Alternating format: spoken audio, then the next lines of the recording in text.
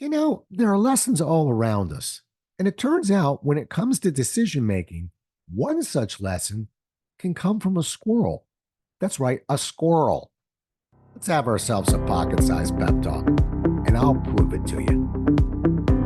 A Pocket Sized Pep Talk, the podcast that can help energize your business and your life with a quick, inspiring message. Now, here's your host, Rob Jollis. Turns out that you can learn a lesson or two from a squirrel. When you stop and think about it, the squirrel's a pretty amazing animal. Nature thought of almost everything when putting this furry creature together. Well, squirrels are fast, strong, agile, clever, and the list goes on and on. Like every other creature, the squirrel does have one significant imperfection: the inability to decide. The results of this tragic flaw can clearly be seen by many of the roads we drive on. In our cars, we've all seen this sad scenario play out. As we approach, we see a dot in the distance. It darts out in the road with lightning quick speed, with ample time to comfortably make it to the other side. And then something happens. The squirrel begins to think and question its decision. As the gap between your car and that squirrel begins to close, plenty of time remains as the squirrel decides maybe it isn't the time to cross the road. He makes the decision to race back to the other side. Behind the wheel, that dot in the distance has now become an all too familiar, indecisive squirrel. And we mutter this to ourselves: "Come on, little buddy, decide." As if on cue, the squirrel does decide. The squirrel decides to once again change its mind. The once ample cushion of time is now shrunk to a dangerous dash for the other side. As we get closer and closer, the squirrel could still be successful if only it weren't for the decision to yet again question the choice it had made. What makes matters worse, the squirrel is so lost in the inability to decide to go right or left that he stands weakly lost in the middle. Even when we hit our brakes, it's often the last decision that poor squirrel ever makes. But there's a lesson that can be learned from this, what I call squirrel syndrome, and this lesson plays out in a familiar fashion in what we do.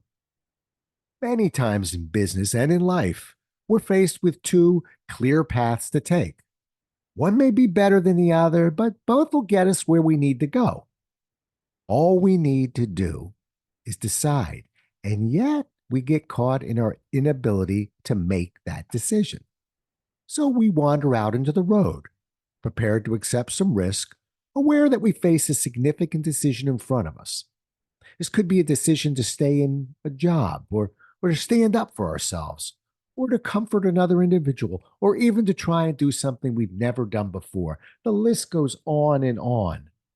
A rich life is one that's full of risk, but with risk comes indecision.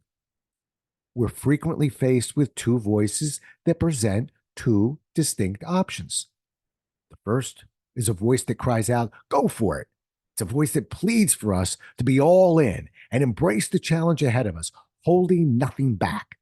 That's the voice that feeds on risk and reward. And that's the voice that says, you can make it across that road.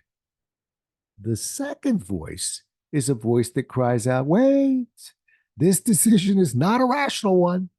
It's a voice that pleads for us to exercise caution and reassess the impact that failure would have on the decision we're contemplating.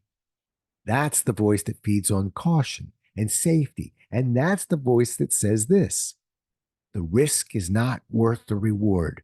Now is not the time to cross that road. Like the mind of the squirrel, there appears to be two viable solutions here. After all, there are times in our lives that require risky moves, and it's these types of moves that offer us an opportunity for growth. As a gentleman by the name of William G.T. Shedd once said, "A ship is safe in the harbor, but that's not what ships are for." But there are times when good, solid, responsible decision making tells us The risk before us is not worth taking. A careful assessment of what lies before us reminds us that the risk is not always worth the reward. The dot in the road is now us. As the time for action approaches, our desire to overcome our fear pushes us forward. We're ready to take a courageous leap of faith, and we bound across the road. As the time for commitment and action approaches, the voice of good, sound reasoning takes over. It can encourage us to step back, reassess our potentially dangerous situation. Neither voice is necessarily right or wrong, but together they can create devastating results. We're left leaning towards the action that requires risk while attempting to mitigate the risk by taking a partially safer position to protect us if we fail. In doing so, we wind up committing to nothing. We're in the weakest, most vulnerable position. We're stuck in the middle of the road with no place to hide. Of course, there are various options to help you make a decision. You can seek the advice of others, or conduct research, or look to benchmark, or assemble whatever data you've collected. The problem is, you may find that you're right back to where you started from, and you still need to make a decision. Committing to a solution is as challenging and as critical as it is for that squirrel. The solution is to commit to a tiebreaker, and that tiebreaker is the voice of instinct. If that voice of instinct says, go for it, go all in, go all the way, when you make it to the other side of the road, regardless of what awaits you there, own the decision that you had the courage to make. And if that voice of instinct says, stay put in peace, no matter how much the would have beens entices you from the other side, own the decision you had the courage to make. There's no way to fully trust instinct, and yet instinct is rarely random. It's usually forged by experience, and at the end of the day, the voice of instinct is the ultimate tiebreaker. Regardless of the outcome, that voice will keep you out of the middle of the road and let you avoid the fate of that poor squirrel.